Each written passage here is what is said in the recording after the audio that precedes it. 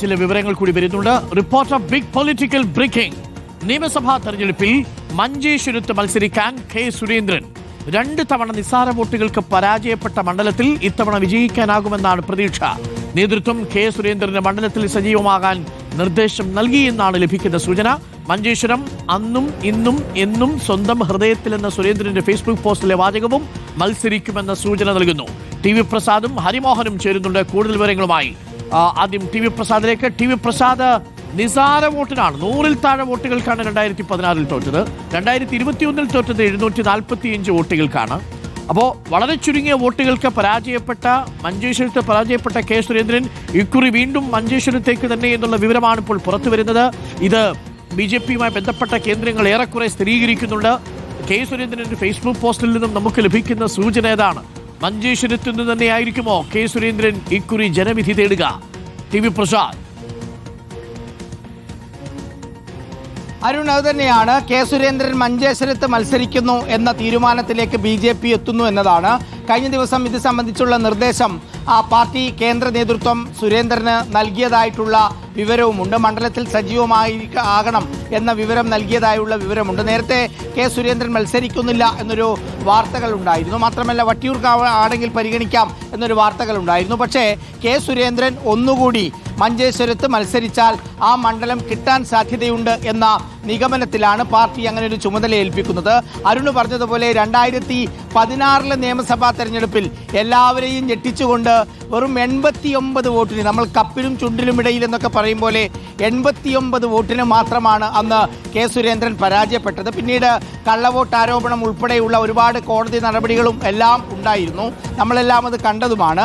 അതിനുശേഷം വീണ്ടും 2021 ഒരു വലിയ തോൽവി ഉണ്ടായത്, അതും നേരിയ മാർജിനിലാണ്. വെറും 745 വോട്ട്, 1 ലക്ഷത്തിലേറെയൊക്കെ വോട്ടുള്ള ഒരു മണ്ഡലത്തിൽ ഈ പറയുന്ന 89 വോട്ടിനും അതുപോലെ 745 വോട്ടിനും തോൽക്കുക എന്നൊക്കെ പറഞ്ഞാൽ അത് യഥാർത്ഥത്തിൽ രാഷ്ട്രീയ പാർട്ടികൾ ഒരു തോൽവിയായി പോലും പരിഗണിക്കുന്നില്ല. ആത്യന്തികമായി മറ്റേയാൾ MLA ആകും എന്നതല്ലാതെ രാഷ്ട്രീയമായി അതൊരു തോൽവിയല്ല.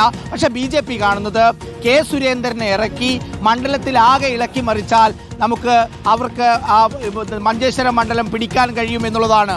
ഒരു സമയത്ത് നേമം മണ്ഡലം കഴിഞ്ഞാൽ അതേ സാധ്യത BJP പ്രവചിക്കുകയും ജയിക്കുമെന്ന് കരുതിയിരുന്ന ഒരു മണ്ഡലമാണ് ഈ പറയുന്ന മഞ്ചേശ്വരം.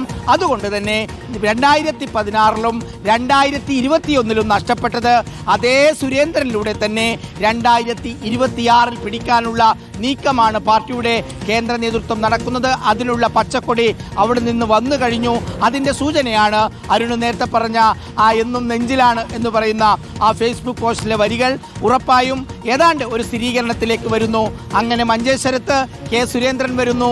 വീണ്ടും ഒരു ശക്തമായ പോരാട്ടം ഭാഷാ സംഗമ ഭൂമിയായ മഞ്ചേശ്വരത്ത് നടക്കാൻ പോകുന്നു എന്നതാണ് അരുൺ. ഹരിമോഹൻ കൂടിയുണ്ട്. ഹരിമോഹൻ, മഞ്ചേശ്വരത്ത് കെ സുരേന്ദ്രൻ ഇറങ്ങുമ്പോൾ അന്ന് 89 വോട്ടിന് കഷ്ടിച്ച് പരാജയപ്പെട്ടതാണ്. പിന്നീട് 745 വോട്ടുകൾക്ക് 2021 പരാജയപ്പെട്ടതാണ്. അന്ന് 2 മണ്ഡലങ്ങളിലാണ് കെ സുരേന്ദ്രൻ മത്സരിച്ചത്. കെ സുരേന്ദ്രൻ വട്ടിയൂർക്കാവ് നോക്കുന്നു എന്ന മട്ടിലുള്ള ചില വാർത്തകൾ ഉണ്ടായിരുന്നു. ഏറെക്കുറെ വട്ടിയൂർക്കാവ് കെ സുരേന്ദ്രന് കിട്ടുമെന്നും ഒരു ധാരണയുണ്ട്. പക്ഷെ അപ്പോഴാണ് മഞ്ചേശ്വരം വീണ്ടും കെ സുരേന്ദ്രനെ മാടി വിളിക്കുന്നത്. മഞ്ചേശ്വരത്തേക്ക് കെ സുരേന്ദ്രൻ മടങ്ങുമോ?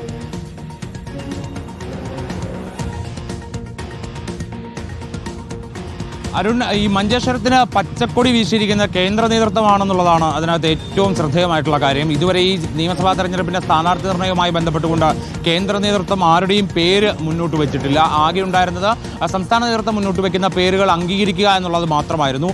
ഇപ്പോൾ പക്ഷേ ഈ മഞ്ചേശ്വരവുമായി ബന്ധപ്പെട്ടുകൊണ്ട് കഴിഞ്ഞ ദിവസം, അതായത് ദേശീയ അധ്യക്ഷൻ സ്ഥാനം ഏറ്റെടുക്കുന്ന ഒരു ചടങ്ങുണ്ടായിരുന്നു. ആ ചടങ്ങിൽ കേരളത്തിൽ നിന്ന് ഭാരവാഹിത്വത്തിലുള്ള 2 പേർ മാത്രമാണ് പങ്കെടുത്തത്, രാജീവ് ചന്ദ്രശേഖറും കെ സുരേന്ദ്രനും.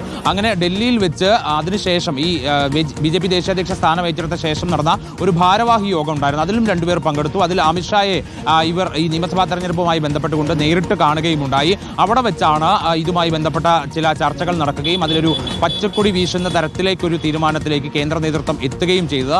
അങ്ങനെയാണ് ഈ മഞ്ചേശ്വരം സുരേന്ദ്രന്റെ പേരിനോടൊപ്പം ചേർക്കാൻ വേണ്ടിയുള്ള തീരുമാനത്തിലേക്ക് എത്തിയത്. സുരേന്ദ്രനെ സംബന്ധിച്ച ഇതേവരെ ഈ ഒരു എതിർപ്പ് മഞ്ചേശ്വരം സീറ്റുമായി ബന്ധപ്പെട്ട് പറഞ്ഞിട്ടില്ല. അതുകൊണ്ട് തന്നെ കെ സുരേന്ദ്രനിൽ നിന്ന് മഞ്ചേശ്വരം സീറ്റുമായി ബന്ധപ്പെട്ടുകൊണ്ട് ഒരു എതിർപ്പും ഉണ്ടാകില്ല എന്ന് തന്നെയാണ് BJP വൃത്തങ്ങൾ പറയുന്നത്. അതായത് മഞ്ചേശ്വരത്ത് കെ സുരേന്ദ്രൻ മത്സരിക്കുക തന്നെ ചെയ്യും. മഞ്ചേശ്വരം കേന്ദ്രീകരിച്ചുകൊണ്ട് പ്രവർത്തിക്കാൻ വേണ്ടിയുള്ള തീരുമാനത്തിലേക്ക് കൂടി ഇപ്പോൾ എത്തിച്ചേർന്നിട്ടുണ്ട്. അതുകൊണ്ട് തന്നെ ഇനിയിപ്പോൾ വരും ദിവസങ്ങളിലും അത്തരത്തിലുള്ള പ്രവർത്തനങ്ങളായിരിക്കും കെ സുരേന്ദ്രൻ നിന്ന് കാണുക. വട്ടിയൂർക്കാവ് സീറ്റ് ലഭിച്ചില്ലെങ്കിൽ താൻ മത്സരിക്കുകയില്ല എന്നുള്ള കാര്യം സുരേന്ദ്രൻ നേരത്തെ BJP നേതൃത്വത്തോട് പറഞ്ഞിരുന്നെങ്കിൽ പോലും അത് ഏറെക്കുറെ ഒരു സമ്മർദ്ദമായിരുന്നു എന്നുള്ളത് മാത്രമാണ് നമുക്ക് മനസ്സിലാക്കാൻ സാധിക്കുന്നത്. മഞ്ചേശ്വരത്തിൽ പൂർണ്ണ തൃപ്തനാണ് സുരേന്ദ്രൻ എന്നുള്ളത് കൂടിയാണ് നമുക്ക് മനസ്സിലാക്കാൻ സാധിക്കുന്നത്. ഓക്കെ, എന്തായാലും മഞ്ചേശ്വരത്ത് കെ സുരേന്ദ്രന് ഒരു കംഫർട്ടബിൾ ആയ മത്സരമുണ്ടാകും എന്ന് കെ സുരേന്ദ്രൻ പ്രതീക്ഷിക്കുന്നുണ്ട്. മറ്റു മണ്ഡലങ്ങളെക്കാളേറെ വിജയസാധ്യത മഞ്ചേശ്വരത്താണ് എന്ന് കെ സുരേന്ദ്രൻ കരുതുന്നു. പ്രിയപ്പെട്ട പ്രേക്ഷകരെ,